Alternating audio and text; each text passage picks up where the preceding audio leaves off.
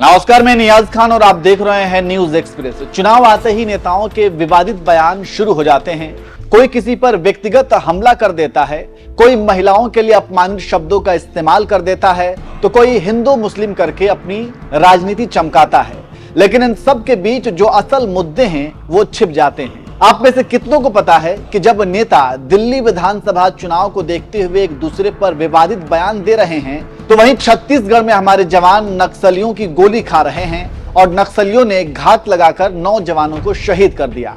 और सबसे दुख की बात तो यह है कि ऐसी खबरों को मुख्य धारा की मीडिया में वैसी जगह नहीं दी जाती जो दिन रात हिंदू मुस्लिम जैसे खबरों को दी जाती है। और उससे बड़ी दुख की बात यह है कि जब हमारे जवान शहीद होते हैं तो सत्ता संभाल रहे हमारे मंत्रीगण एक छोटा सा ट्वीट कर दुख जता देते हैं। और अगर विपक्ष ऐसे मुद्दों को ज्यादा उठाता है तो फिर उन्हें सुनने वाला कौन है? कोई नहीं। छत्तीसगढ़ हमले को ही लेकर वायनाड से कांग्रेस सांसद प्रियंका गांधी और लोकसभा में नेता प्रतिपक्ष राहुल गांधी ने सरकार को घेरा है और उनका दर्द छलका है। छत्तीसगढ़ में क्या हुआ, कैसे हमारे नौजवान शहीद हुए और राहुल प्रियंका ने इस पर कैसे सरकार को घेरा, हम आपको सब कुछ इस खबर में बताएंगे। लेकिन उससे पहले हमें थोड़ी बीते हुए कल के पन्नों को पलटना होगा और केंद्र की मोदी सरकार की खोखले वादों और दावों के बारे में जानना होगा।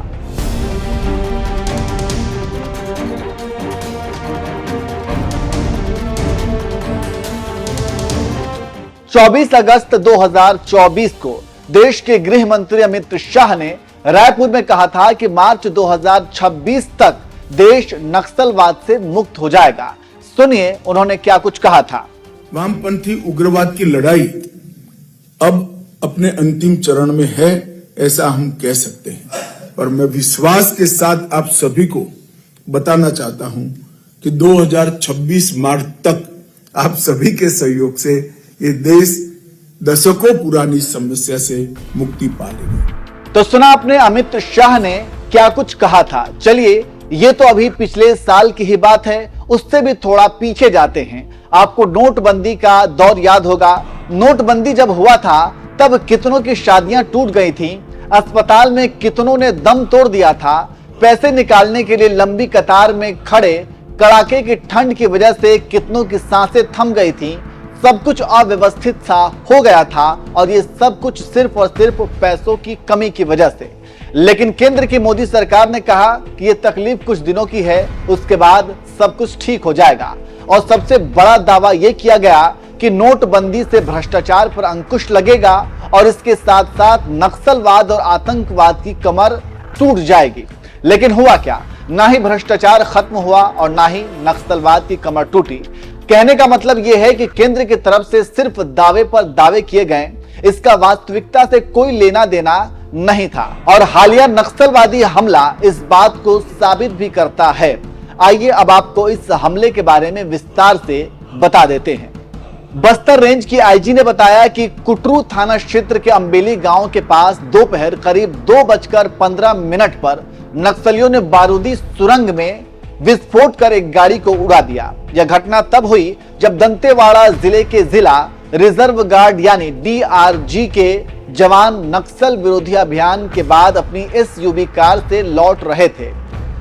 आपको बता दें कि DRG राज्य पुलिस की एक इकाई है और इसमें ज्यादातर स्थानीय आदिवासियों और आत्मसमर्पण करने वाले नक्सलियों को भर्ती किया जाता है। खैर, नक्सलियों के इस हमले ने एक बार फिर केंद्र की मोदी सरकार और गृह मंत्री अमित शाह और सरकारी खुफिया एजेंसियों की पोल पट्टी खोलकर रख दी। वहीं इस घटना के बाद वायनाड से कांग्रेस सांसद प्रियंका गांधी और लोकसभा में नेता प्रतिपक्ष राहुल गांधी का दर्द छलका और दोनों ने ही एक्स हैंडल पर दुख जताते हुए केंद्र को घेरा। प्रियंका गांधी ने एक्स पर लिखा, बीजापुर छत्तीसगढ़ में हुए नक्सली हमले में बड़ी संख्या में जवानों के शहीद होने का समाचार अत्यंत दुखद है। पूरा देश आतंकवाद के खिलाफ एकजुट है और कड़े स्वर में इसकी निंदा करता है। ईश्वर दिवंगत आत्माओं को शांति प्रदान करे। शोक संतप्त परिवारों के प्रति मेरी गहरी संवेदनाएं, घायलों के शीघ्र स्वस्थ होने की कामना करती हूं। प्रियंका के अलावा राहुल गांधी ने लिखा, छत्तीसगढ़ के बीजापुर में हुए कायरतापूर्ण नक्सली हमले में हमारे कई जवानों और वाहन चालक की शहादत की खबर सुनकर बेहद दुख हुआ। शहीदों को भावपूर्ण श्रद्धांजलि अर्पित करता हूं और घायल जवानों के जल्द से जल्द स्वस्थ होने की आशा करता हूं। इस कठिन समय में मेरी संवेदनाएं शोक संतप्त परिजनों के साथ हैं। आतंक और हिंसा के खिलाफ पूरा देश एकजुट है। जवानों की शहादत में वृद्धि के कारण राष्ट्रीय सुरक्षा को मेंटेन रखने की सरकार की क्षमता को लेकर गंभीर सवाल खड़े होते हैं। तो इस तरह से नक्सली हमले में शहीद जवानों के लिए प्रियंका गांधी और राहुल गांधी ने दुख जताया और केंद्र को घेरा। वैसे केंद्र की तरफ से जो दावे किए जाते हैं, लेकिन इसके बावजूद आतंकी हमले और नक्सली हमले को अंजाम दे दिया जाता है। इसका जिम्मेदार आप किसको ठहराएंगे? कमेंट करके जरूर बताएं।